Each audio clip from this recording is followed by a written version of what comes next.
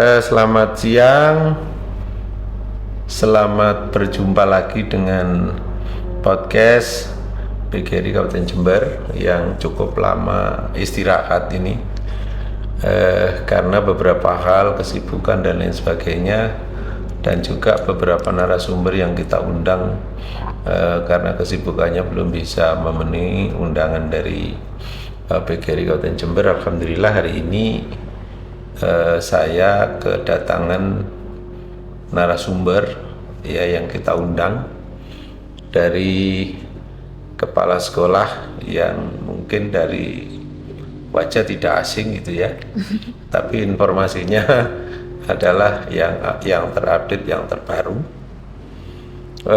Bu Hermin ini adalah sebelumnya guru, kemudian beliau diangkat di SMP Negeri 3 Bangsal, yang mana SMP Negeri 3 ini mungkin yang tahu kondisinya itu adalah tidak baik-baik amat gitu ya, atau sekolah yang memang belum pernah muncul di permukaan.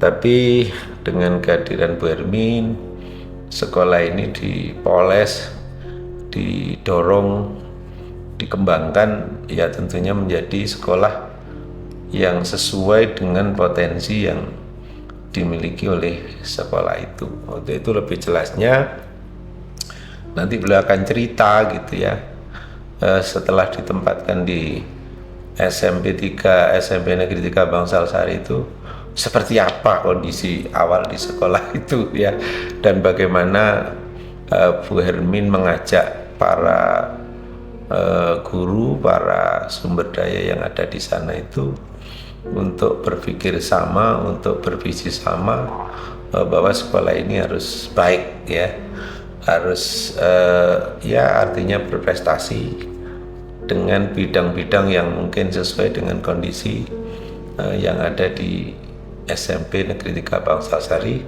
Untuk itu saya sapa, selamat siang Bu Hermin. Selamat siang. Ya, selamat ketemu lagi, selamat jumpa lagi di podcast PGRI Kabupaten Jember. Mudah-mudahan hari ini apa yang disampaikan oleh Bu Hermin menginspirasi kepada teman-teman guru semuanya, untuk itu supaya lebih segera kita mendengarkan apa sih kiat beliau dalam rangka membangun SMP Negeri 3 itu yang pertama. Nanti episode berikutnya ya prestasi beliau yang berikut. Monggo Bu Hermin, kita persilakan. Iya, pertama terima kasih. Assalamualaikum warahmatullahi wabarakatuh. Waalaikumsalam warahmatullahi wabarakatuh. Terima kasih banyak atas undangan PGRI untuk menyampaikan sharing berita terkini tentang progres yang telah saya laksanakan sebagai tanggung jawab saya di SMP Negeri 3 Bangsal Sari. Seperti itu. Kalau bercerita tentang bagaimana ketika saya masuk ke sana, karena memang pandemi, waktu itu saya masuk setelah pandemi, memang kondisi sekolah masih sepi karena tidak waktunya masuk waktu itu. Nah, segala kegiatan memang masih beku karena memang pandemi. Nah, seperti itu. Kemudian dengan bergulirnya waktu, saya mencoba untuk menelusur keadaan demi keadaan, menelusur lingkungan, mengamati apa yang menjadi potensi, apa yang menjadi kekurangan, kelemahan di sana, sekaligus menjadi kekuatan yang harus saya bangun bersama tim. Jadi saya bergeraknya bersama tim, Bapak. Bersama tim ya. Artinya tidak sendiri. Ya, tidak mungkin saya membawa sekolah sendirian, itu tidak mungkin. Jadi pertama saya harus membentuk tim terlebih dahulu untuk kemudian bersama-sama. Seperti itu. Adapun prestasi yang saat ini saya raih itu sebenarnya adalah bagian dari alur kegiatan saya di sekolah. Kebetulan pas menjelang Hari Guru itu ada lomba gebyar guru dan kepala sekolah berprestasi yang diselenggarakan oleh diselenggarakan kemudian dari Dinas Pendidikan, Bapak. Kemudian disaring dari tingkat kecamatan, kemudian ke 10 besar, kemudian ke 3 besar. Jadi cukup Seperti itu. cukup ketat ya. Insya Allah. Dari Oke. peserta berapa? 95. Kalau dari sekolah SMP, kepala sekolah SMP itu 94 kepala sekolah, SMP semuanya negeri, ya. wajib untuk mengikuti. Apa di lingkungan sekolah negeri aja, Bu? Oh enggak, ini seluruhnya Bapak. Oh, jadi dari swasta, Kemenak, negeri, nggih, swasta, ya. sekolah negeri, sekolah swasta, SD, PAUD, PAUD ya. dan Nggak, semuanya. untuk artinya kompetisi yang Bu Hermin jalan ini untuk lingkungan SMP negeri saja apa juga di dalamnya ada swasta pesertanya? Ada swasta, Oh, ada swasta, SMA ya. juga ya. Oh, Oke. jadi khusus ini di tingkat SMP ya Bu Hermin? Ada tingkat SMA juga, mulai Oh. dari SD. Oh, anunya RA, maksudnya nggih. lombanya. Tetapi untuk yang diikuti Bu Hermin ini Oh kan ya, untuk tingkat SMP. kalau ya. yang saya ikuti ini adalah kategori kepala sekolah, SMP. Ya, seperti Khusus itu, Bapak. sekolah negeri apa ada swastanya? Dipilah-pilah. Jadi yang kepala sekolah Negeri. SMP negeri sendiri, juaranya Artinya sendiri. tidak dibersamakan ya? Tidak, Oh, artinya- cuman pelaksanaannya bersama-sama, hanya pemilahan kejuaraannya itu yang sendiri-sendiri. Artinya bukan kompetitor ya SMP swasta, berarti Bukan. bertarung dengan teman-teman yang ada di Nggih, sekolah negeri ya nggih, yang nggih, betul. siswa ya. Nggih. Oke, jadi itulah yang disampaikan Bu Hermin dari menata sekolah yang ya alhamdulillah dari kondisi boleh dikatakan yang belum baik kemudian disentuh dengan kekuatan tim, akhirnya Bu Hermin bisa mengajak bersama-sama membawa sekolah ini bagus. Kemudian kebetulan ada momen ya, Nggih, ada event, ada momen. yaitu Hari Guru Nasional. Ya. Ya, di Hari Guru Nasional inilah pemerintah Kabupaten Jember melalui Dinas Pendidikan gitu ya, menyelenggarakan kegiatan-kegiatan dalam dalam ingin menggali potensi-potensi daripada kawan-kawan guru atau kepala sekolah. Alhamdulillah ada lomba kepala sekolah berprestasi ya. Oke. Dan karena Bu Hermin juga bagian dari kepala SMP yang ada di lingkungan PMK Jember, Bu Hermin adalah peserta yang juga sama-sama mengikuti seleksi ya. Tadi disampaikan dari sekian besar sampai dikerucutkan menjadi 3 besar ya Bu Hermin ya. Oke. Nah, kemudian kira-kira apa yang menjadi penilaian juri ya sehingga Bu Hermin ini masuk nominasi di 3 besar, apa karena memiliki apa yang di sekolah apa best practice yang gitu. Iya. Ketika itu seleksinya dari kecamatan, kemudian kita diseleksi dengan tes IC, Bapak. Setelah tes IC diputuskan 10 besar, kemudian dari 10 besar ini dilombakan lagi untuk membawakan best practice dari sekolah masing-masing. Nah, kebetulan best practice yang saya bawakan di sini judulnya adalah implementasi metode STAR untuk membudayakan literasi di SMP Negeri 3 Bangsal Sari. Jadi inilah yang mungkin Iya. menjadi nilai lebih ya ketika Bu Hermin bisa menyampaikan best practice kemudian dengan metode STAR ya. Iya. Seperti apa itu coba Bu Hermin? Iya, metode STAR itu pertama saya melihat situasi, apa situasi yang terjadi sejak saya jadi guru sampai saya jadi kepala sekolah. Situasi yang terjadi itu yang berkaitan dengan literasi ya begitu-begitu aja. Padahal sudah sejak tahun 2016 itu kan sudah digulirkan oleh pemerintah tentang gerakan literasi sekolah. Cuman apa yang dilaksanakan sekolah ya itu saja tidak bermuara. Mereka sekolah kami juga melaksanakan kegiatan literasi tapi tidak bermuara. Artinya tidak kurang kompenan. Seperti apa sih setelah dari membaca itu harus bagaimana? Karena kalau anak-anak di sekolah saya ini masih belum ada kesadaran untuk butuh untuk membaca. Jangankan itu, untuk belajar saja motivasi belajar mereka masih kurang. Jadi situasi itu yang membuat saya harus berpikir. Kemudian dilihat dari data di rapot pendidikan, memang tahun 2022 itu rapot pendidikan kami SMP Negeri 3 Bangsal Sari itu indikator literasi menempati paling bawah dan masih berwarna merah. Itu hasil asesmen nasional itu ya? Iya. Jadi menempati merah itu di bidang literasi ya? Di bidang literasi. Jadi maka itu menjadi tanggung jawab kami untuk kami laksanakan, untuk kami perbaiki. Nah, sehingga apa yang menjadi tantangan? Yang menjadi tantangan justru memang dari siswa dan guru.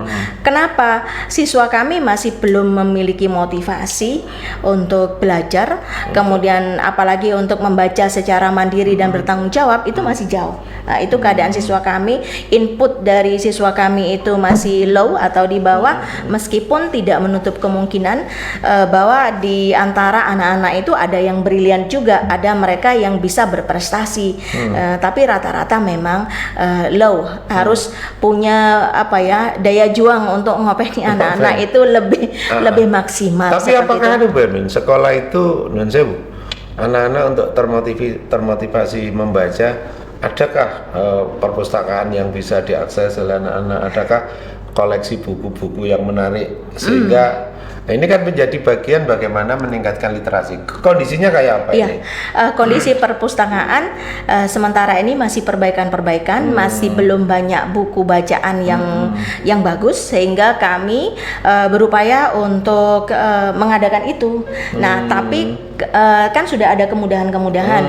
Jadi saya juga bergerak untuk mewujudkan itu dengan perpustakaan digital. Kami juga masih berjuang untuk bisa membuat sebuah perpustakaan digital sehingga bisa diakses untuk anak-anak. Dan kebetulan hari ini kami sudah launching majalah digital sehingga anak-anak bisa mengetahui apa saja yang sudah mereka lakukan, prestasi-prestasi apa saja yang kita lakukan di sekolah melalui majalah digital yang insya Allah akan terbit setiap 6 bulan sekali. Ini di bulan November ini bersama dengan Hari Guru Nasional, kami tadi siang di sekolah itu kami launching majalah digital kami yang pertama. Seperti itu. Berarti udah lengkap di situ, ada editor, ada ya macam-macam lah di situ. Artinya, kita melibatkan tim itu terdiri dari guru, kemudian juga anak-anak. Jadi siswa dilibatkan sehingga dengan seperti ini kegiatan literasi itu menjadi sesuatu yang menyenangkan. Kalau boleh menyampaikan runtutnya, jadi untuk membangun kegiatan literasi ini, jadi aksi yang saya lakukan itu antara lain, pertama kita kan harus punya tujuan yang jelas. Jadi itu saya masukkan goal, ya? Harus saya masukkan ke dalam visi misi sekolah. Kemudian kalau tentang visi misi mengingatnya pasti sulit. Jadi ini saya breakdown menjadi sebuah moto yang bisa dikenal oleh semua warga sekolah dan masyarakat. Itu motonya bangga berliterasi. Bangga itu artinya Bangsal Sari 3 yang berkarakter Pancasila, kemudian literat dan berprestasi. Jadi bangga itu ada singkatan ya? Singkatan. Nah, supaya bisa dikenal oleh masyarakat. Setelah saya membentuk program ini, artinya punya tujuan yang jelas, kami harus membentuk tim literasi. Jadi setelah kita membentuk tim literasi, maka tim ini, dari tim kami juga mengadakan pelatihan-pelatihan untuk guru maupun untuk anak-anak. Misalnya anak-anak membuat karya apa, puisi, apa pantun, apa itu bagaimana cara menghimpun karya anak-anak supaya motivasi? Itu yang kami lakukan di situ. Kami pertama membangun pojok literasi terlebih dahulu. Kegiatan pojok literasi ini anak-anak senang dulu punya tempat untuk literasi di masing-masing kelas. Dilombakan ya di masing-masing kelas. Paling tidak mereka menghias dulu kelasnya, tempat untuk berliterasi. Setelah itu secara reguler kami itu membuat jadwal kegiatan literasi. Jadi dari kegiatan literasi ini diberikanlah bukan soal ya, semacam treatment kepada anak-anak. Misal anak-anak diberikan gambar berseri, dari gambar berseri terserah anak-anak mau menjadi poster, mau menjadi puisi, atau mau menjadi cerita itu terserah anak-anak. Nanti semua dipilah-pilah oleh guru yang ada di situ. Siapa? Wali kelas. Wali kelas akan menyerahkan kepada tim literasi. Nah, anak-anak yang tulisannya bagus, posternya bagus, itu akan kami berikan reward untuk masuk ke majalah dinding sekolah. Nah, yang tidak, tetap mereka dapat reward dipasang di kelasnya masing-masing. Sehingga kalau jenengan hadir di sekolah saya, di kelas-kelas itu penuh dengan karya anak-anak. Jadi apresiasi ini tidak hanya mereka yang punya kelebihan, tapi mereka yang belum maju pun juga diapresiasi dengan menampilkan di kelas-kelas. Baik, ya, Alhamdulillah. Ini akhirnya memotivasi ya. Iya. Kemudian untuk digitalnya ini kan berarti sudah online ya, bisa dibaca secara online oleh bisa. Itu kayak apa itu? Apa punya server tersendiri atau seperti apa? Kami bekerja sama dengan Media Guru Indonesia. Jadi masih bekerja sama. Iya, masih bekerja sama dengan Media Guru Indonesia. Jadi kami itu mengumpulkan data kegiatan selama 1 tahun. Apa yang kita ada foto, ada video di situ. Yang diambil adalah foto-foto terbaik yang layak untuk ditampilkan di sebuah majalah. Kemudian kita tampung juga karya-karya anak-anak yang baik, karya-karya guru yang baik. Karena saya juga kan begini, untuk menggerakkan anak-anak kan bapak dan ibu gurunya harus bisa dulu. Jadi dengan pelatihan, dengan kerjasama, maka juga bisa memberikan contoh teladan kepada anak-anak, sekaligus bisa ngopeni anak-anak. Jadi kan di tempat kami itu ada tiga muara ya. Jadi anak-anak yang secara reguler itu di kegiatan reguler yang seperti saya sebutkan tadi, pojok literasi dan pojok baca, kemudian kegiatan membaca. Sedangkan dari kegiatan ini muncullah anak-anak yang belum bisa baca. Ini juga kami openi. Kemudian anak-anak yang sudah bagus, ini juga kami openi untuk juara. Nah, dari anak-anak yang belum bisa baca kami punya 6. Alhamdulillah sekarang sudah bisa baca, yang 2 sudah, kemudian yang 1 terakhir di upacara bendera kemarin itu luar biasa. Saya sampai terharu karena ada siswa yang tidak bisa baca sudah berani membaca teks doa saat upacara. Ini luar biasa ya. Tinggal 3 masih PR kami. Kemudian kalau yang juara itu setiap bulan anak-anak kita berikan bimbingan untuk mengikuti lomba menulis di Media Guru Indonesia, dan kebetulan itu kan bersama-sama anak seluruh Nusantara menulisnya ya. Jadi kebetulan mulai bulan Januari sampai bulan November ini, setiap bulan siswa kami itu ada yang juara. Meskipun tidak banyak, hanya 1 atau 2 siswa, tapi semuanya menurut saya di sekolah pinggiran seperti saya itu adalah upaya yang sangat luar biasa untuk menggerakkan anak-anak. Ya, saya pikir ya dari cerita yang penjenengan sampaikan ya luar biasa. Karena Bangsal Sari 3 ini posisinya juga agak ke dalam gitu ya. Kemudian masyarakat di sana mungkin persaingan dengan sekolah-sekolah yang berlatarkan pendidikan agama masih kuat gitu ya. Sehingga pilihan sekolah umum itu biasanya pilihan kedua gitu ya. Tapi dengan bisa menonjolkan atau menyampaikan prestasi-prestasi, ternyata di sana tidak ada anak bodoh. Yang ada adalah anak yang berbeda dalam kecepatan belajar. Tadi ada yang 6 ketinggalan, akhirnya bisa mengikuti. Kan ini luar biasa. Dan gurunya saya yakin ini kalau nggak guru yang telaten, guru yang sabar, tidak akan bisa ya mengatasi yang seperti memang ini. Harus dirubah. Yang pertama itu adalah merubah kebiasaan dan mindset guru-gurunya. Itu melalui pendekatan-pendekatan, kemudian melalui kerjasama lah. Saya juga bekerja sama, ikut bekerja di situ bersama Bapak Ibu guru, dan saya akui bahwa di SMP 3 Bangsal Sari itu gurunya the best. Terima kasih untuk seluruh guru karyawan di SMP 3 Bangsal Sari. Saya punya bangga punya mereka. Artinya kepala sekolah selama ini tidak hanya pakai jari ya pakai perintah, tapi bersama-sama bagaimana bersama-sama. memberdayakan para guru bersama kepala sekolah, menjadi mentoring, menjadi pembimbing, menjadi pendamping, akhirnya ada kesamaan visi bagaimana mendidik anak-anak dengan kondisi yang seperti disampaikan. Kembali kepada persoalan dari bagaimana membangun budaya literasi, kemudian sampai Bu Hermin tadi mengikuti kegiatan Gebyar lomba guru berprestasi ya, yang diselenggarakan dalam rangka HGN, dan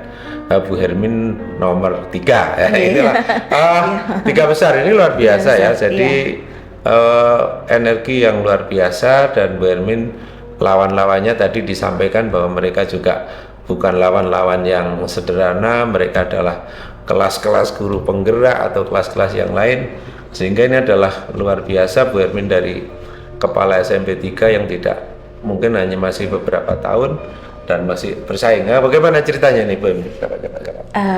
Untuk menjadi 3 besar ini?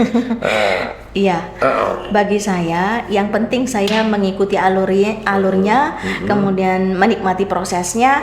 Apapun hasilnya itu menurut saya adalah prerogatif Allah Subhanahu wa taala, sehingga apapun yang saya hasilkan, pencapaian saat ini sebenarnya bukan pencapaian saya sendiri, tapi karena teamwork yang solid, yang begitu kuat, sehingga saya bisa bercerita. Best practice itu kan menceritakan hal baik di sekolah, dan kalau tanpa teman-teman yang baik, tanpa support dari guru-guru, tanpa siswa yang mau saya ajak untuk berubah mindsetnya, berubah kebiasaannya, nah membangun sebuah budaya itu kan tidak mudah semudah membalik telapak tangan.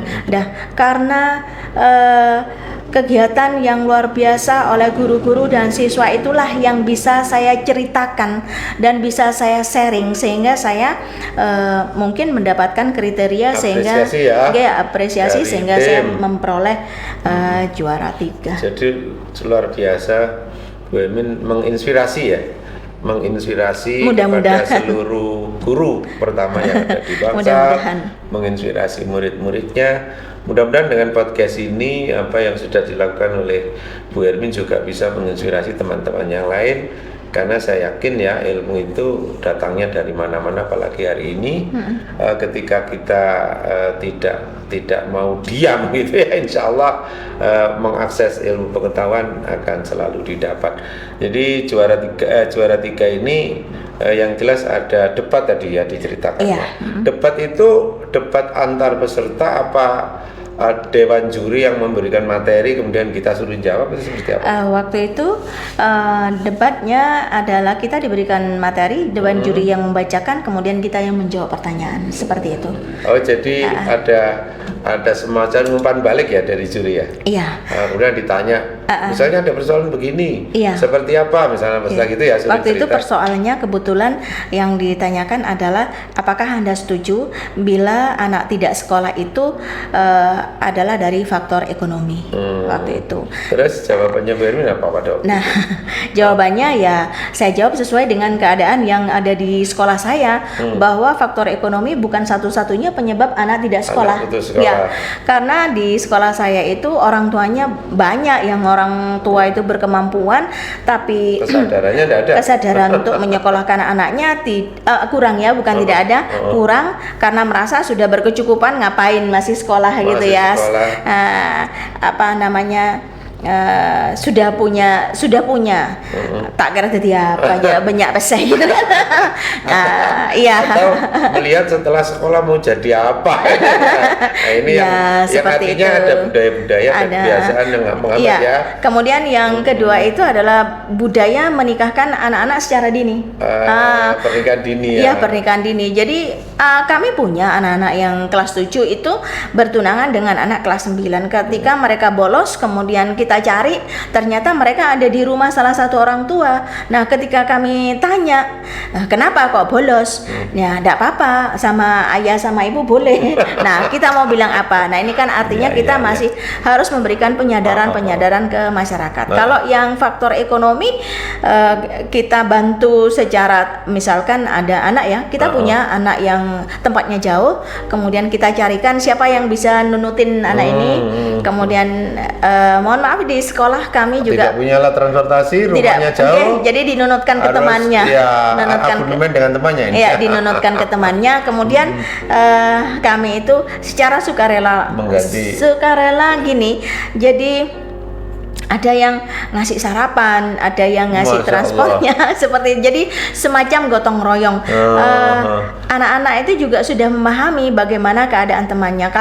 Kalau ini kemudian tidak masuk, maka guru akan hadir ke sana. Akan hadir. Jadi nggak kaget saya kalau misalkan ada murid yang tidak masuk itu tiap hari pekerjaan kami memang mencari belusuan murid-murid yang tidak masuk harus kopenan.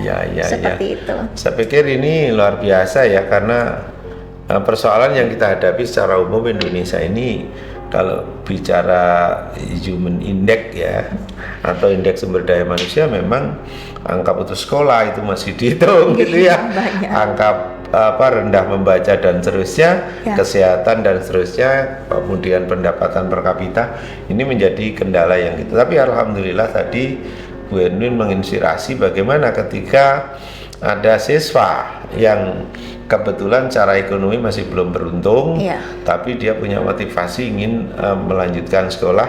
Nah, ternyata pakai cara ya tadi gotong royong gitu ya, subsidi silang.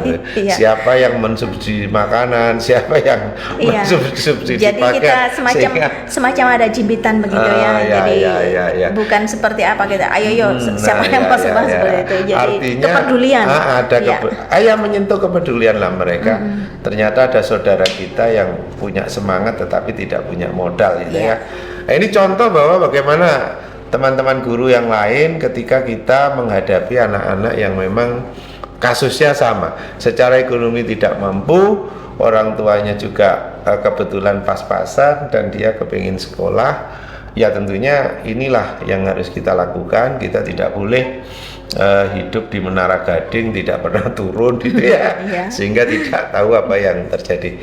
Ini yang membuat ya, jadi doanya anak-anak, kemudian kebersamaannya dengan para guru, kebersamaan dengan wali murid, sehingga Bu Erwin dapat iringan doa, dapat iringan semangat, sehingga menjadi juara 3. Ya, mudah-mudahan ini apresiasi yang luar biasa dari Pak Bupati, dan ini pialanya ada di depan saya yang cukup megah ini ya.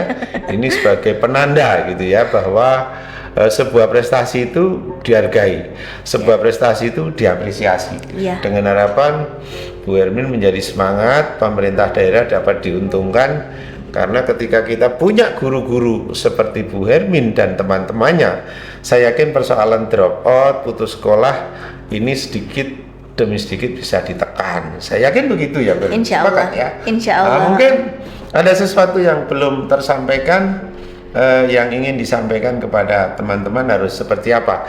Jadi pengalaman dengan metode STAR-nya, kemudian menjadi sekolah yang pelopor literasi, kemudian bagaimana membangun sebuah budaya literasi, tadi sudah disampaikan semua. Nah, sekarang apa yang ingin disampaikan kepada teman-teman? Silakan.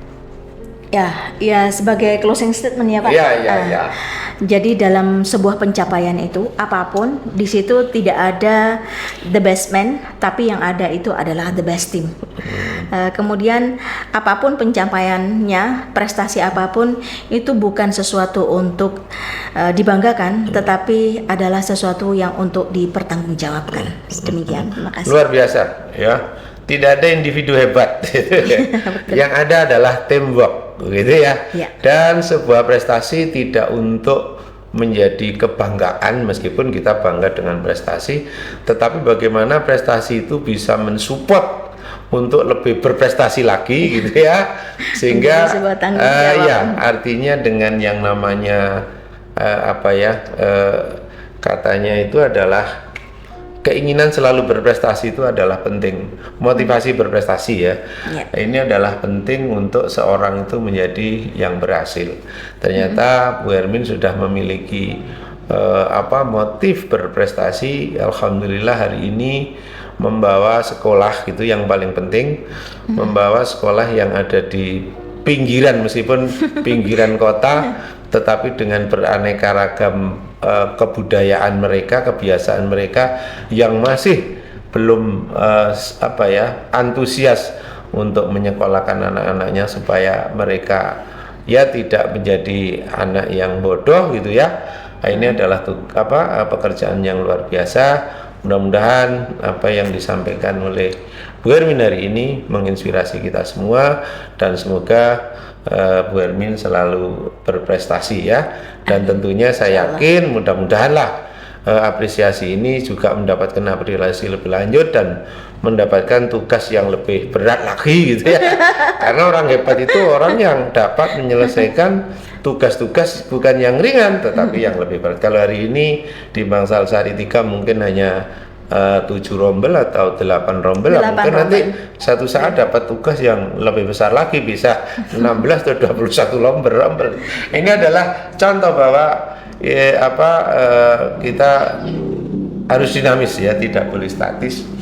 Mudah-mudahan sekali lagi hari ini podcast kita hari ini yang mengawali setelah beberapa saat vakum, mudah-mudahan ini menjadi motivasi yang lain, yang monggo teman-teman guru yang mungkin ingin bahwa apa yang menjadi pikirannya, idenya ingin disampaikan, silahkan saya tunggu di podcast PGRI Jember. Sekian, selamat sore, terima kasih dan salam solidaritas ya. Wassalamualaikum warahmatullahi wabarakatuh. Waalaikumsalam warahmatullahi wabarakatuh.